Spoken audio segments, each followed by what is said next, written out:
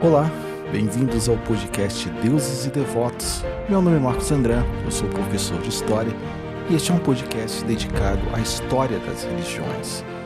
Este é o episódio de número 42 desse podcast, a religião dos Maias, Incas e Astecas. Bom, antes das cruzes, das espadas, antes das caravelas surgirem no horizonte, a América já rezava. Eles rezavam ao sol, à terra, à chuva, ao tempo. Eles rezavam principalmente para que o mundo não acabasse. Então, mais uma vez, bem-vindo ao Deus dos Devotos. Aqui eu não falo apenas de crença, mas da história delas, de mundos inteiros sustentados pelo sagrado. Então, nesse episódio, eu vou atravessar, basicamente, as religiões dos Maias, Incas e Astecas. Civilizações que acreditavam que o universo precisava de rituais para continuar existindo. E no final vou responder uma pergunta que é sempre inevitável, né? Como que religiões tão poderosas desapareceram quase por completo? Bom, para essas civilizações não existia separação entre a fé e a vida. Então, tudo girava em torno das suas atividades rotineiras. Então, plantar é um ato religioso, governar é um ato religioso, fazer guerra também era um ato religioso. Morrer também. Então, o cosmos era visto como instável e frágil. E se os rituais cessassem, o sol poderia não nascer. O tempo para esses povos não caminhava para frente de uma maneira linear, como nós conhecemos hoje. O tempo linear é uma criação judaico-cristã, na realidade. E é o tempo cíclico, né? Que vai girando e precisa ser sustentado pelos deuses e pelos homens. Então, eles têm ali a natureza em volta deles e tudo gira em torno da natureza. E essas religiões têm semelhanças, mas têm muita diferença também. Bom, os maias, né, tinham o tempo como divindade. Então, os maias não cultuavam apenas os deuses, eles cultuavam o tempo, né? Habitavam a região chamada como Mesoamérica, né? Então os maias desenvolveram uma das cosmologias mais sofisticadas da história humana.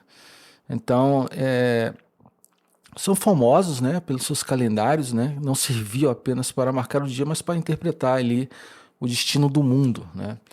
Então alguns deuses como Itzana, que é o criador do conhecimento, Kukulkan, a serpente emplumada, uma serpente emplumada, que fazia a ponte entre o céu e a terra. Shak, a chuva que traz a vida ou a fome. Ixchel, que era o deus da lua, do parto, da cura e da destruição. Então, o sangue para esses povos era sagrado. Ele não apenas era o sangue dos outros, mas o próprio sangue. Então, os sacerdotes e nobres praticavam um alto sacrifício, oferecendo sua dor aos deuses como uma linguagem divina. E para os maias, a morte não era uma punição, é uma passagem. Para eles existia o submundo Xibalba, que não julgava, você nem para o submundo por um julgamento moral, mas por uma questão de destino. Não é uma moral como nós conhecemos hoje, como estamos acostumados. Porque são civilizações antigas, diferentes,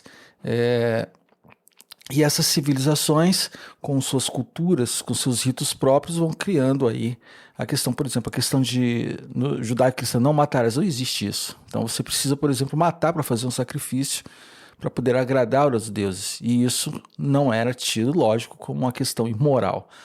Bom, os incas, né? Enquanto os maias olhavam para o céu, os incas eles olham para a terra, porque para eles a terra é viva e respira.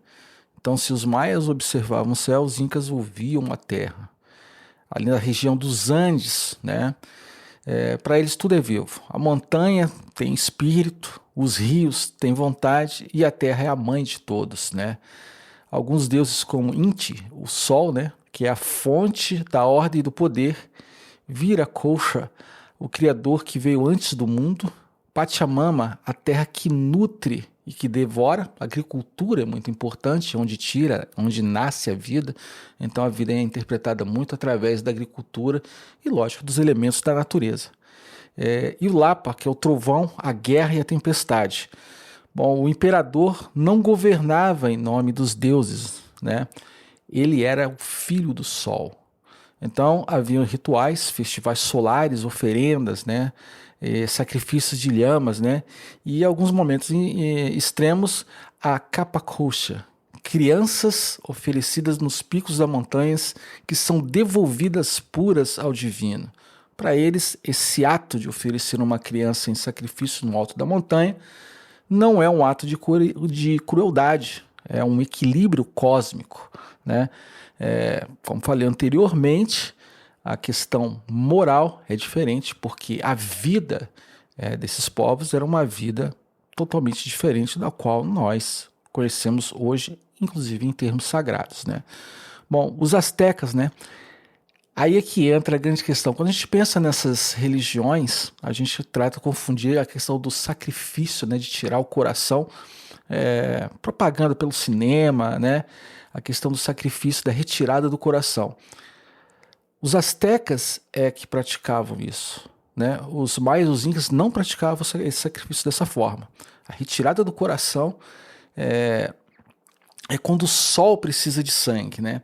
Então, nenhuma religião da América pré-colombiana foi tão mal compreendida quanto a dos astecas, né? Para eles, o mundo já havia sido destruído várias vezes e o sol continuava seu caminho porque era alimentado. E de que forma que eles alimentavam o sol? Através desse sacrifício, o sacrifício da retirada do coração. Então, os deuses, né? Esses têm os nomes mais complicados, né? Que é, por exemplo, Huitzilopochtli, o sol e a guerra. Tlaloc, a chuva que salva e é a mesma chuva que condena, né? Se vê uma enchente vai condenar, lógico. Quetzalcoatl, que é o deus civilizador. Tezcatlipoca, o destino, o caos e o poder. O coração é arrancado não por ódio, segundo os estudos indicam, mas por uma necessidade cósmica. Então, sem sangue, o sol pararia. E sem sol, é lógico, tudo seria destruído. Então, eles arrancavam o coração, o sangue fluía, para que eles acreditavam para que o sol continuasse a trazer a luz, a trazer o caminho. Enfim, a história, os pesquisadores, os arqueólogos, né, interpretam dessa forma. E sem o sol, lógico, tudo morreria. Então, esses rituais eram feitos de maneira constante, principalmente durante as guerras, né, que se pegava os prisioneiros e esses prisioneiros eram levados para esse sacrifício para que o sol continuasse a reger a vida, né? Então a guerra, né, ela não era uma guerra política. Por quê? Porque eles empreendiam guerra também para retirar do seu inimigo o combustível que vai fazer o sol funcionar e a vida funcionar em torno disso. Então, esses prisioneiros levados através de guerra por sacrifício não era tido como um assassinato, é um ritual, é litúrgico para eles, né?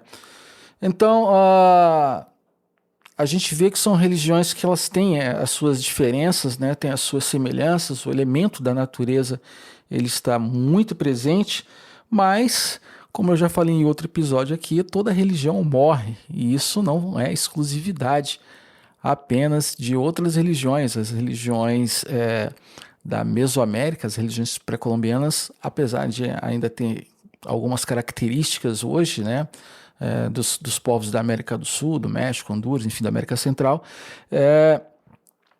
continua, né, de alguma forma, a influenciar a cultura desses povos até hoje. Mas os espanhóis chegaram, né, no século XVI e eles não trouxeram apenas as armas, né? Os espanhóis trazem consigo ali uma religião exclusiva, a religião do Deus único, né?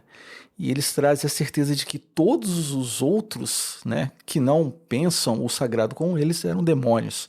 Então, o que acontece? Os templos vão ser destruídos, os códices, os livros sagrados vão ser queimados e os sacerdotes serão mortos. E vem aí mais um golpe que são as doenças, né? Milhões morrem, né? Com eles morrem também suas memórias, morrem os rituais, morrem os calendários e morrem também os nomes divinos, né? Os deuses não vão desaparecer completamente, porque vai haver aí, com essa colonização, o sincretismo religioso, né? Então, essas divindades, né, tanto dos maias, dos incas e astecas, elas vão permanecer ali durante muito tempo nos povos e vão se esconder em quê? Nos santos católicos, nas festas populares, nas rezas e em montanhas ainda temidas. Então a Pachamama, por exemplo, que é a mãe da natureza, da agricultura, ela até hoje, alguns povos indígenas ainda alimentam, ainda oferecem, ainda tem as oferendas, né? O sol continua ainda a ser celebrado e o sagrado continua a existir. Então, se você tinha alguma dúvida sobre essas religiões tão curiosas, esse aqui é apenas um episódio de um ponto de partida em linhas gerais para vocês entenderem, né, quais eram, em linhas gerais, assim, as características das religiões dos maias, dos incas e dos astecas. Então, talvez essas religiões não tenham morrido completamente, talvez elas tenham apenas sido forçadas a se calar, né? E se você gostou desse episódio, você pode compartilhar e indicar para os seus amigos. Por enquanto, alguém que escuta, os deuses antigos ainda respiram na história. Até o próximo episódio.